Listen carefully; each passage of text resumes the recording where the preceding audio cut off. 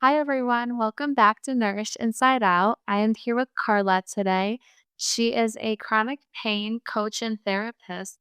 Thank you for joining us today. Hi, Aneta. So happy to be here. It is such an honor to be on your podcast today. Do you mind telling us a little bit of your background and how you became a chronic pain therapist? Sure. So I am a Latina chronic pain therapist and coach. I specialize in mind body healing. So I support folks that are suffering with chronic pain symptoms or other physical symptoms in their body that they have experienced for months or years. And my approach is very holistic. I combine both neuroscience and other mind body techniques to achieve a sense of relief or significantly reduce chronic pain symptoms. I am also a sound healer, so I host community sound baths in the LA area, in Los Angeles, California, and in San Diego. So, all around, just kind of sticking with the mind body healing, nervous system healing. I've been in this field for about 5 years now and loving every minute of it. I actually grew up in Los Angeles and went on to get my master's in social work at the University of USC. And it's been quite a ride since then. This opportunity presented itself where I was hired on a team for a chronic pain agency that supported folks. And I've fell in love with the work ever since and, feel so honored to be able to support people on Thank their you for journey. sharing a little bit of your background and your story. So, how did you decide that you wanted to take the holistic route to help people with chronic pain? I think that when folks initially head over to the doctor, there are a lot of missed opportunities that doctors aren't necessarily asking bigger or deeper questions. They might just focus on the physical aspect of chronic pain, but don't go beyond that, checking in with how life is going for their patients, right? If they're experiencing depression or not, things like that. And so when I say that I take a holistic approach, I mean that I am taking a step back and looking at the person as a whole. And not just like the physical aspects of pain or where they're noticing sensations, but I check in with their lifestyle, what that looks like, what they do on a day to day basis, and how we can go in and help provide a sense of safety for their nervous Do system. you feel like anxiety and stress and trauma can cause physical pain for some people? Yeah, 1000%. I think that with the population that I work with, where it's not necessarily structural damage that is causing the pain, um, a lot of it is high anxiety, fear, constant hypervigilance that someone might be engaging with unintentionally, of course, and their brain picks that up as a threat. So they're constantly scanning for threats, and the brain thinks, I need to turn on this pain signal or other physical symptoms to protect my human because this is the only way that I know how to. So I'm going to create headaches if this person is going through, an emotional chapter in their life to distract them from the depression, from the anger, or any other emotion that feels unsafe to the nervous system. I think it's crazy how, like, a lot of it can start within our minds and our environment can shape how we feel, even then. So it's incredible how all those little things can make a difference to how we feel physically. Yeah, I think it's been a piece that's been missing for a long time. And this work is getting pushed out little by little, which I'm really happy that it is. But initially, doctors and other professionals were just taking a very um, physical approach. We're just searching for something that was wrong in the body. And oftentimes they can't find anything. MRIs are clean, x rays come back, perfectly fine. And they're left, stuck with, what's going on, right? Just continuing to try to search for something physically wrong where the pain can stem from dysregulation, stress, like you mentioned earlier, anxiety, repressed emotions, things that we're going through but are missed in these appointments. So it's important to acknowledge that there is a mind body connection And, I'm glad to see the advances in research now and, all the work that doctors are kind of doing now around this work, but there's so much space for growth, further growth. So you Right. have somebody comes to you and they start to feel physical and chronic pain from stress, anxiety, trauma.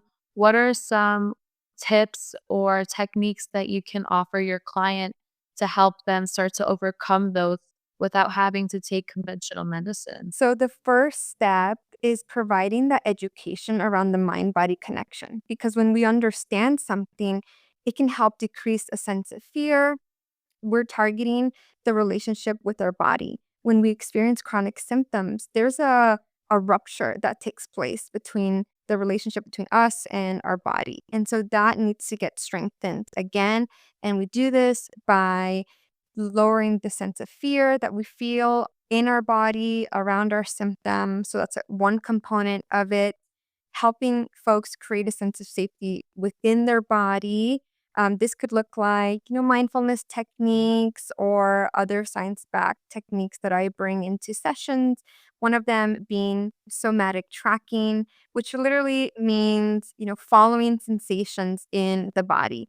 Again, if we are familiar with something, in this case with our symptoms or the sensations, then that's going to allow our nervous system and the brain to kind of calm down and start to lessen or deactivate the pain signals. How does the brain and the nervous system process pain signals? That's such a great place to start because we have a common misconception that when we have pain, it's happening at the site of an injury, like where we're feeling the pain. And that's not true. It's the brain that's creating the pain. So initially, we have these little nerves that are called nociceptors, and they're picking up on that information and then sending it up to the brain. From there, the brain is deciding whether or not it needs to create pain. So it's taking into consideration, context, where we are, what we're doing, what's going on. And then from there, it decides, do I need to turn on pain or is it not needed right now? But here's the other thing that the brain can also make mistakes and it can activate pain even when there isn't any injury, or it can keep pain signals on even after the healing period, which is something that I experienced myself a couple of years ago in undergrad. I was experiencing chronic knee pain. And at the time, I had no idea about mind body healing. So I navigated that chapter completely on my own. But that pain originated from like a fitness related injury where maybe I wasn't doing proper form. And then I spent some time healing, and that knee pain persisted beyond what, should have lasted. I was stuck with that knee pain for more than a year. And I was going to doctors, PT appointments, and nothing was helping. And now reflecting back on it, what ended up helping was that I was so over being limited. I wanted to get back into the gym. And I think that I felt empowered by just going back to the gym, working out at whatever pace I was able to do so in that moment. And that sense of empowerment decreased my sense of fear around my symptom and then helped the brain deactivate the pain. So again, in that time, I had no idea what I was actually doing. But now, being in this field, I'm realizing that it was the decrease in fear that helped my brain deactivate that signal that wasn't needed A anymore. lot of times, like, we can build up a lot of fear in our brain, like, "Oh, like, this can't get better," or, "Oh, this is happening because XYZ." Do you feel like that we build up the fear in our minds before the pain actually happens? Yes, it happens a lot, actually. I think that this is a natural response. Our brain is just trying to protect us, so it jumps to the future, right? Or it produces these fear thoughts, anxiety thoughts, and it's just trying to get ahead and protect us. But what we have found is that that can actually keep pain signals alive and on because the brain interprets that as a threat, as a psychological threat, when we think this is going to be me for the rest of my life. And it picks up on that as a threat. It thinks also in that moment that you're living that reality. You picture yourself, you know, in your bed or, on the crutches, and it thinks like you're already 10 years ahead, right? Miserable, still using your crutches or still, being in bed, right? Limited. And it can increase your pain in that moment. It will turn it on if it's not on because you're thinking about that, and that's a threat for your brain.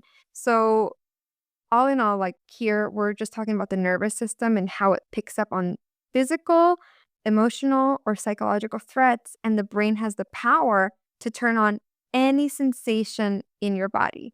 I've even gotten to see some skin related issues, which we might not think about when I say chronic pain or chronic symptoms, but the brain can also activate skin issues as well. I remember when I was in high school, I was a ballet dancer for, well, I don't know, maybe like 7 to 8 years, and I remember I injured my disc in between my L4 and 5, and I wanted to be a professional dancer all my life, it's that dream. But then, like, when I found out that I injured my disc, I was already thinking in my mind, I'm like, "Well, I can't go to dance class anymore. Oh, do this. What am I gonna do?"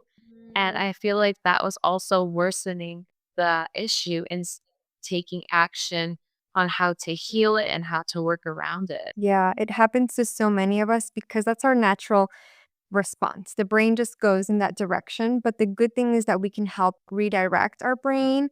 We need to have awareness that we're doing this in the first place. And from there, help turn on new neural pathways in the brain, right? Using more safety messages that are going to help our nervous system feel safer. So there is hope there that we can rewire our brain, but it's so natural for that to Start with happen. just talking more positive to yourself, doing more like mindfulness throughout your day. What are some tips that you would recommend? Yes. Yes to all of that. A sense of safety, being more gentle to yourself because our brain will produce, not so friendly thoughts about ourselves, about our abilities. It picks up on that and thinks this is a threat. I'm going to turn on pain because, maybe we're calling ourselves stupid. I can never do things right, things like that. So it's not just on a physical level that we want to create a sense of safety, but on a mental level as well. Be very mindful of the narrative that we are creating in our mind about ourselves, about our physical abilities.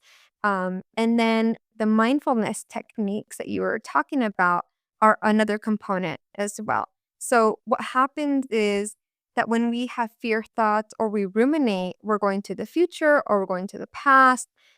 What's helpful is if we come back to the present moment. If we stay in the here and now, that's going to be the best thing for our nervous system. So there's a technique that I really like and my clients enjoy as well, which is the 5, 4, 3, 2, 1 technique. So that really allows us to tap into different senses. So touch, sight, smell, taste, for example.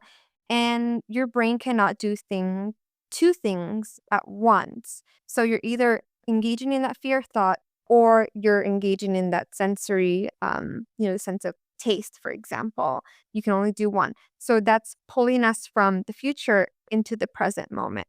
So I'll have my clients use that technique in session, and then they practice it outside of session as well.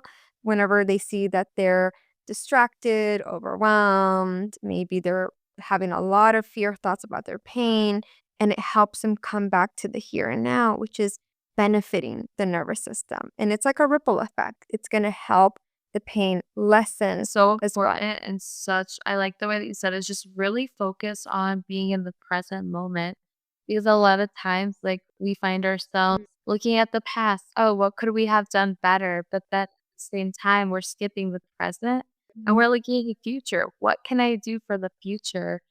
But I think us as humans, we just need to learn to enjoy the present moment. I think sometimes in the past, I would be like, if I went on like a weekend trip, I think my problem was I didn't know how to relax. I was always thinking, what can I do? I need to do something. And then before I knew it, the weekend was over and it was time to go to reality. And I never fully indulged in the present moment. So important. Right, right. And, acknowledging the fact that we have so much going on in this present day that kind of discourages us from being in the present moment, right? Like computers, our iPhones, social media. It makes so much sense why it's hard for us to be in the present moment. But we can slowly start to implement like little practices throughout our day that are pulling us back to the here and now, right? Little things like stepping away from your home office. I know I work from home, I work virtually, and a lot of us do these days. And so we're just sitting at our computer, right? Or on our phones, taking a moment in between meetings to step outside, get some fresh air, look at the trees, look at the birds, like that's more than enough. It doesn't have to be complicated. It doesn't have to be something luxurious or expensive. It can just be things that you have within your home or just using your body as an anchor too. But it makes a lot of sense why it's hard for us as humans in this present day to not be centered or grounded in our body. But there are ways that we can still achieve this. It just takes some practice. It's the simple things that make the biggest difference.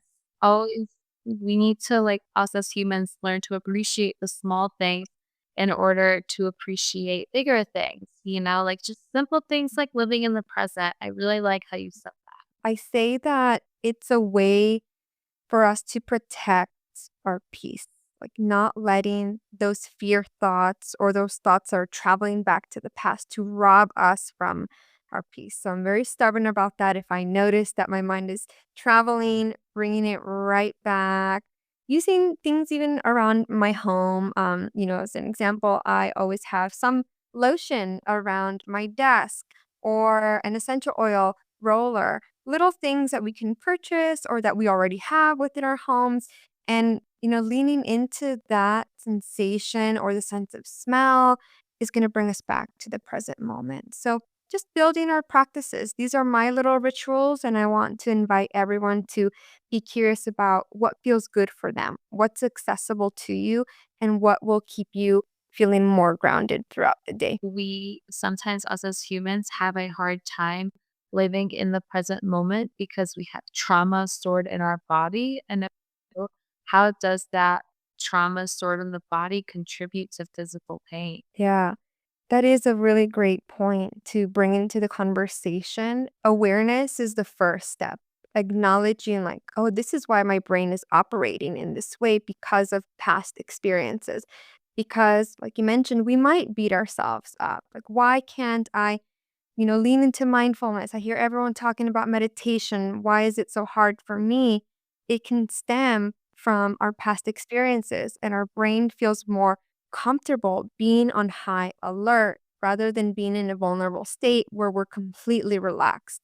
Being in a relaxed state is very vulnerable, right? We can't defend ourselves as quick as if we're already in a fighting position. That's easier for us to just jump into action and protect ourselves. So awareness is the first step. From there, we can start to help our nervous system and our brain understand that it doesn't have to be stuck in fight or flight mode forever, that we're not in that situation anymore, that we are safe, or that we can create a sense of safety internally within ourselves. And when you talk about how trauma impacts, physical pain, what comes to mind is pain is a protector. Our brain will turn on pain to distract us from the emotions that don't feel safe for the brain. Sadness, anger is a big one. We learn at a young age to just push through these emotions, that anger is a negative or a bad emotion. And the truth is that there is no such thing as a negative emotion. Emotions are just emotions, and feeling our emotions is not bad. We all are human, and they're necessary for us to feel. A behavior is separate from feeling an emotion. I can feel angry and that's feeling that emotion. And if I grab, a cup and throw it at someone's head, that's a behavior. So knowing that difference is also key in this healing journey of being able to give yourself permission to feel that emotion so that your brain doesn't feel the need to activate pain to protect you from it. You elaborated on the fact that there are no negative emotions because our emotions are valid, but a behavior that's negative can Mm. be is more of a negative action. Right, right. That's separate. So, you said growing up, if you're angry, a lot of the times, I don't know about you, but I would get in trouble if I had like a bad attitude. That was Mm. actually just like emotions tied to it. But and then Yeah. I resonate with what you said.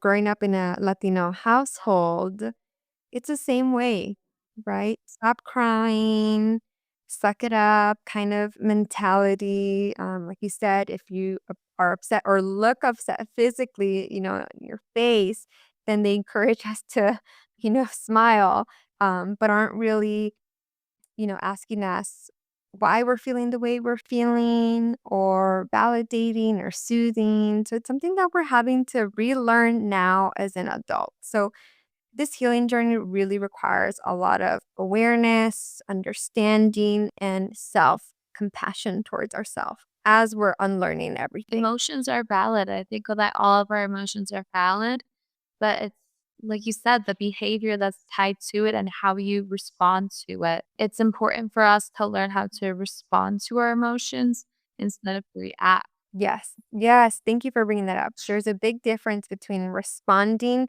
and reacting. And it can feel a little challenging at first because we're so used to immediately reacting. But over time and with practice, we can learn how to respond and protect our peace in that way. Your knowledge on that, it's incredible. Why do you think that some people have a higher pain tolerance than others? It all goes back to the nervous system. Our nervous systems Mm, might be more sensitive than others. So, for example, folks that experience mm, fibromyalgia, I don't know if you've heard of that diagnosis before, they have a heightened sensitivity to touch or temperature. So, any little touch on the body will feel super duper loud and painful for them. It could be the lightest touch on the hand or the arm, anywhere in the body. And that's because their nervous system is on high alert. It's constantly scanning for threats. It thinks that it needs protection, that the human needs protection. And so it picks up on pain signals and increases the volume on it when it really shouldn't be, but it's all stemming back to the nervous system and what it thinks it needs to do to protect its human. So, if someone is feeling more calm and relaxed, the pain that they're experiencing could be a little bit less than someone that's feeling stressed out or activated, dysregulated in their body. Their pain level might feel like a 7 out of 10 versus the person that's more calm and feels more regulated. They'll probably feel like a 3 or a 4. it really starts within yourself. Exactly. The brain, the nervous system, and the relationship that exists between the mind and the body. Nice. What ages do you typically work with that are your clients that you help overcome these obstacles? The youngest client that I have worked with has been 11 years old. I recently worked with a 17-year-old, excuse me, actually 15-year-old.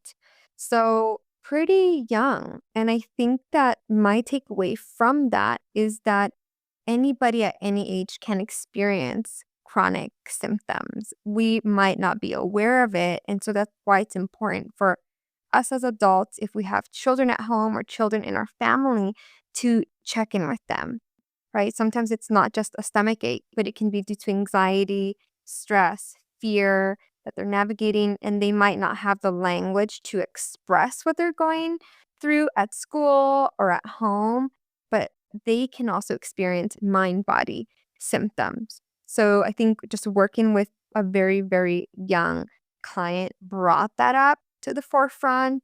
And I'm really wanting to spread the word around that, because we should be listening and hearing them out as well. If I was 11 years old right now, I can tell you that, like, I probably wouldn't be going to somebody like yourself for, like, that mind body healing, and I think it's incredible that people are taking action for their kids at such a young age to be able to start working on that healing.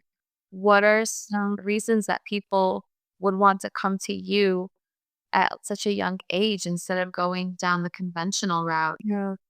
So, just thinking back to these particular clients, they usually are navigating some family stressors. So, if the parent is already aware of mind body healing, that can make that process easier, for them to reach out and find the right support. And I think that also brings up the importance of spreading this work, right? If doctors are knowledgeable about the mind body connection and how emotions and stress can, cause pain, then they're more likely to be able to refer their patient out or the parent, inform the parent like, hey, you should look into this kind of work. Perhaps your child is navigating something stressful and they don't feel comfortable talking about it. And then they're able to, access the right support. I think that we have a long way to go because there's room for this work to, reach a wider audience. And that way parents are already alerted about the fact that kids can also experience these symptoms. I remember when I was dealing with that small disc injury, my doctors would just recommend the conventional route with medicine and doing this and doing that, but nobody really approached me with like the holistic route by checking the environment, what we're eating, what we're doing, how we're talking to ourselves until I went to like a personal trainer and he really helped me overcome those obstacles and bring me back to a place of stability. And I think it can happen at any age. I think I was in high school, so maybe like 15 or 16 years old.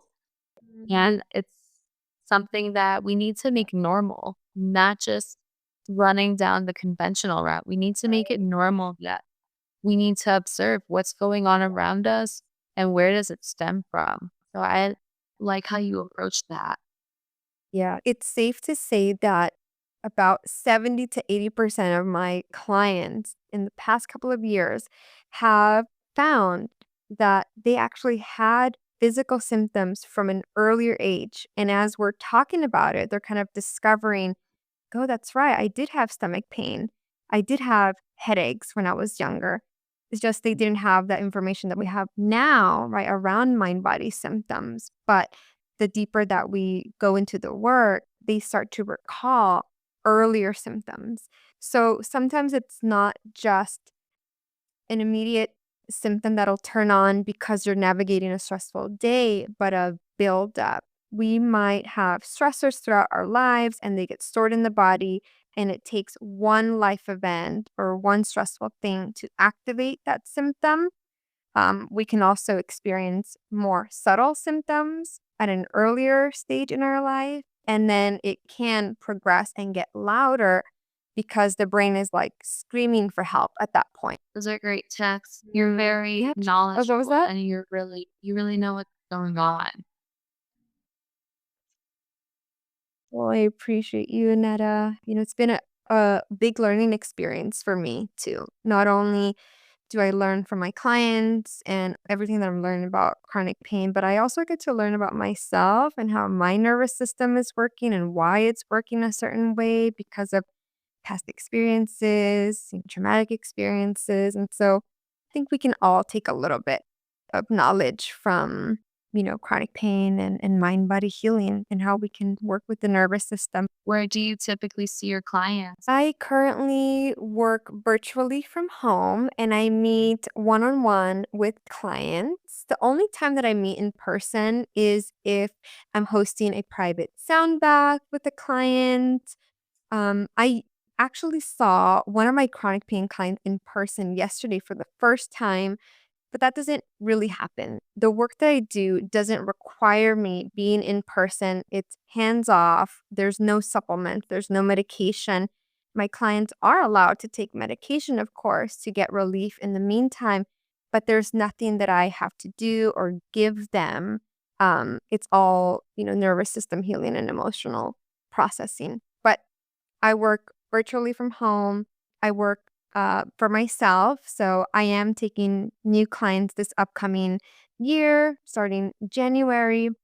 But I've been, so lucky to be in this mind body field and this work. And I learn so much every day. And I'm just excited to see, what comes next. I would love to do more speaking engagement and continue to spread the word around this work. More about sound baths that you were talking about. Yes, so sound baths are a different form of meditation. And the reason that I went down this road was because I realized that some of my clients would benefit from a different form of meditation and were having difficulty with more traditional forms of meditation at home. And sound baths involve different instruments. I have singing bowls, swinging chimes, water sticks, or rain sticks, sorry. And I use this to help my clients relax. So it's the vibrations and the frequencies from these instruments that are promoting a sense of safety within the body and allow us to tap into, more regulated states. Do you feel like it's like another type of meditation that they can do at home? Yes. So you can either listen to YouTube videos at home if no one in your community is hosting sound baths. You can also purchase some of these instruments for personal use. I know I sometimes grab a little mini singing bowl that I have at home, or when I don't have time to kind of, whip out my big singing bowl set, I just grab my individual metal singing bowl and I just play it, I ring it, I tap it, and I use it in between sessions or when I feel more overwhelmed and I'm spending too much time in my head and my thoughts. So I use that. So anybody can purchase these instruments. It does require a little bit of training if you're wanting to do like community sound baths, just so that you're knowledgeable about how to lead those kinds of experiences. But anybody can purchase individual instruments for themselves. I've never heard of a sound bath, so I'd love to learn more and like lean more into that as well because it's important to have a calm and peaceful environment, especially if you have like a busy day going on. I think those are great ways to whether it's to start your day or decompress from your day as well. Yes, 100%. I would say that up to now, most of the people attending my sound baths are experiencing it for the first time. So this work is also getting pushed out and more people are learning about the benefits. There's also, neuroscience supporting, the sound baths and the instrument and what it's doing internally for you. So if you're not so much of a spiritual person and that lens doesn't resonate with you, then exploring the neuroscience behind sound baths and the instruments and how it's helping your nervous system relax. What's happening internally while you're listening to the instruments is because your nervous system is more regulated. So if you're calmer, then that can also help with chronic pain healing, right? Less anxiety, less sleep or less interrupted sleep. You're going to be able to feel just more at ease during and after a sound bath. But it's important to know that everyone has a different experience during a sound bath. So there might be emotions that come up. There might be a sense of peace that just washes over your body as you're listening to the instruments. People might fall asleep during the sound baths because they're just so relaxed. So tell us where people can find you and where they can support you. You can find me on social media. I'm on Instagram under Your Pain Coach. I'm also on TikTok under Your Pain Coach. If you're interested in learning more about the sound bath or attending a sound bath, if you're local to the Los Angeles area or San Diego area, then you can find my sound healing page under finding.paz. Paz is the Spanish word for peace, so that means finding peace. I'll go ahead and have those links tagged down Thank below, you. and I appreciate your time today. Thank you.